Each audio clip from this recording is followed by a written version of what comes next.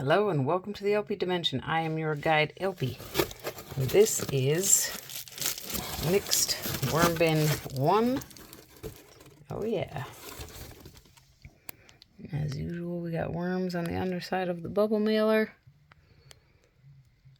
We've got a hatched cocoon, it looks like. Sweet. Let's fold this up. Get this out of the way for now. And let's see how this bin is doing. It has been, let's see, the temperature is about 58, 56 maybe degrees Fahrenheit. Yeah, 58, which is like 15 degrees Celsius. So we're still pretty chilly down here, or cool rather. But you see lots of worms on the surface. Now we left off with this bin 30 days ago. Yes, folks, it's been 30 days. Lots of worms on the surface. And I'm remembering mainly because I put what is this? Oh, pine cone. This was a root ball worms are having heyday with. I think it'd been 28 days prior to this 30-day break. Really got to get back in the game here. But yeah, because I put the thermometer here, I know that this is where we fed last, and also this was where I said this is the side that has more of the non-broken down material, the bigger pieces, because we are going to be harvesting. And yes, I had wanted to start harvesting at the beginning of April, but now it is the 19th of April 2025, and we are going to take out half a bucket today. Well, unless I get over to the other side and discover there's still a lot of worms over there, which could be the case because I've been gone as a cocoon. Well, gone because I haven't been down here in so long. You know, the worms might have spread out more. The plan was to feed them. It's definitely warmer down here. The plan was to feed them and then get back here in a week or two. This is rotting garlic, at which point the worms who hadn't been fed in a month would all be happy to move over. Okay, I did not watch the video prior to coming in here. I know I fed a bunch of cereal and rotting garlic, but did these guys, and that was some time. Look at all those worms. Yay. Did these guys also get some rice, potentially? All right, well, they're still looking good.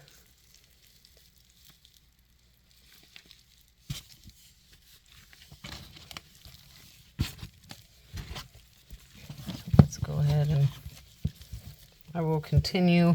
Well, no, I really do. I have material ready to put over here. Let's go ahead and dig in here. Worms are kind of all over because food is limited. But I'm almost all the way through the 4-gallon bucket. Of castings. I think it was 4 gallons, and I had it in a 5-gallon bucket that I got from bin 2. Almost used all of those. I've been pretty heavy-handed because I know that I've got 2 more bins to harvest. This bin and bin 4, and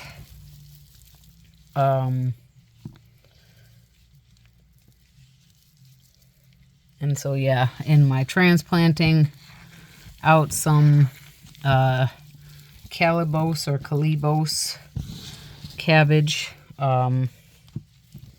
I used a bunch of castings in that bed, also in part because, well, I use them because, you know, they'll add microbes and bacteria, maybe a little bit of macronutrients. I heard from another viewer that they don't often, castings by some studies don't really carry a lot of nutrients, but the beneficial bacteria and microbes that they provide are what is really the most important part about using castings. So I planted my cabbage with my garlic as well. I dropped pea seeds, and I've heard that peas and garlic don't get along. Peas and beans don't get along with garlic. Well, we'll see. We'll see what happens, because I sowed some pea seeds, a lot of pea seeds around garlic. In the cabbage, my goal there is to see if it helps to ward off the pests. Now, at least 2 or 3 of those 6 cabbage seedlings got hit with a 28-degree night, and the smaller they are, while cabbage is a cold hardy crop, putting small seedlings out, they aren't as cold hardy. You know, they're children. Okay, so my plan last time I fed was right down here in the middle, and my plan is to, even though there's worms everywhere, to harvest. Yeah, the worms are not.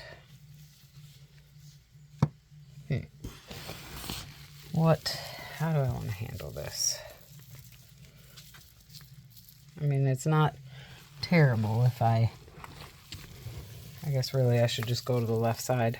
Okay, so what I was saying though is that I really do need some more castings, because I've also been using my castings while up potting as well as transplanting outside. And then I sprinkled some on the surface around my new pea seedlings, sprouts, when I was dropping more seeds. Okay, what I'm going to do is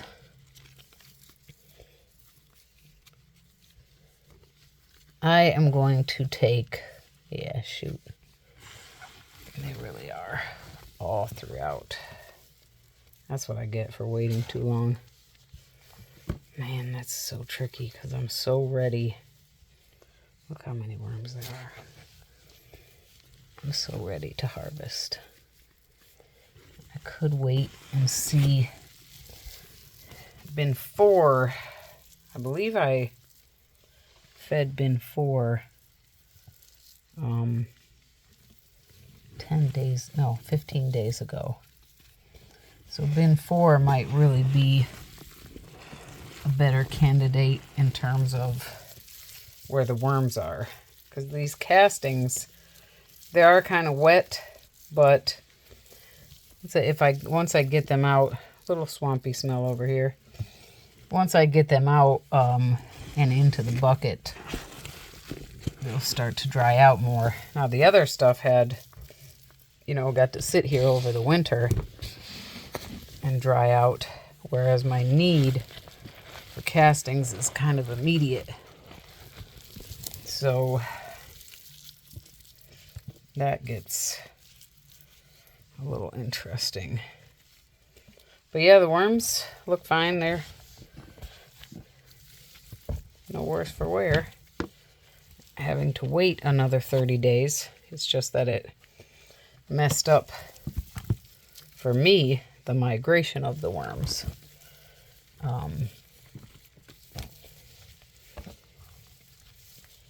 Which there's no migration. They're just all over. But the whole bed of castings, to me, for me, they're good. They need to dry out, but like I said, they'll They'll dry out more outside of the bucket, or outside of the bin than in the bin.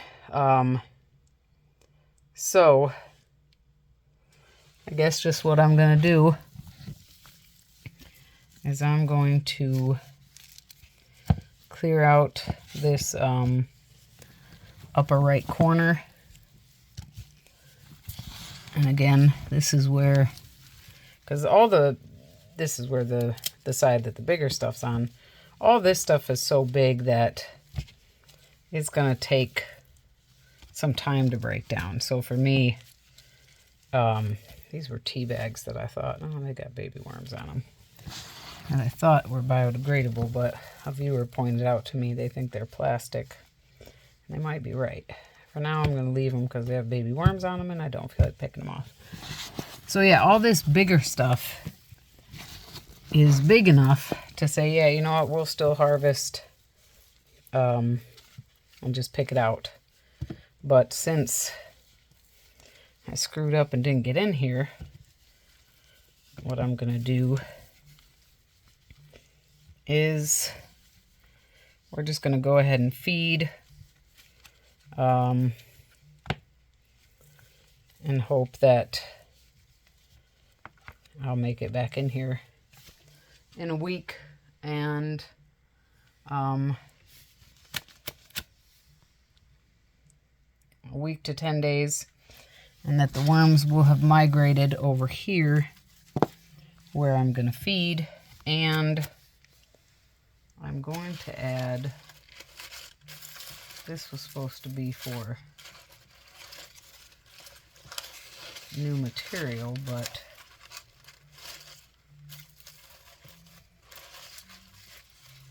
for the concept of harvest, I should say. I'm going to make it a mess.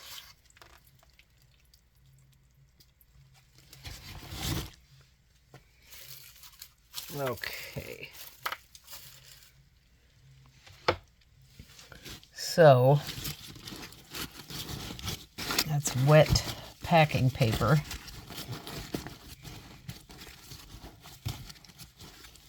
Well, actually, put all that stuff down there. We'll put all this stuff underneath the feeding. I was going to put it over the feeding, but I've changed my mind. Then we'll put the wet packing paper. Then I'll add a little bit of dry paper. Okay. Then we've got some more rotting garlic. Well, this whole feeding was supposed to go to them. So actually,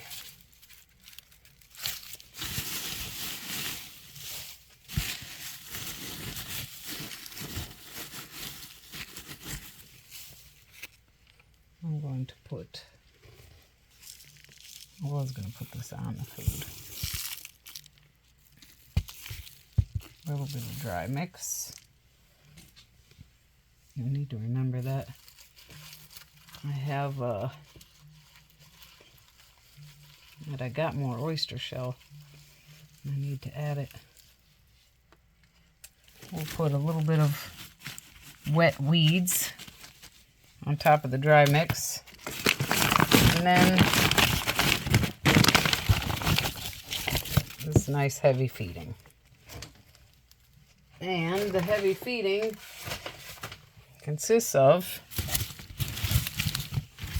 apple peels. This sat out. So that's a Meyer lemon. We've got little guava, rotting garlic, banana, did I say apple peels? Banana peels, orange peels, and grapefruit skins. So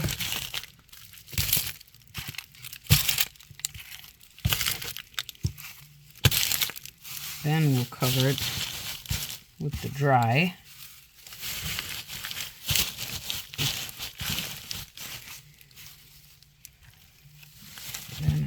put the old material over it.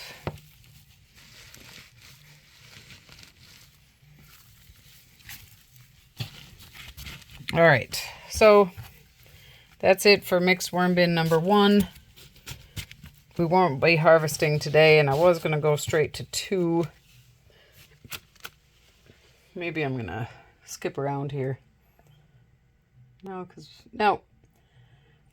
my videos are going to be all mixed up for this week in terms of what you see, but probably go to 4 now and see if I can harvest them.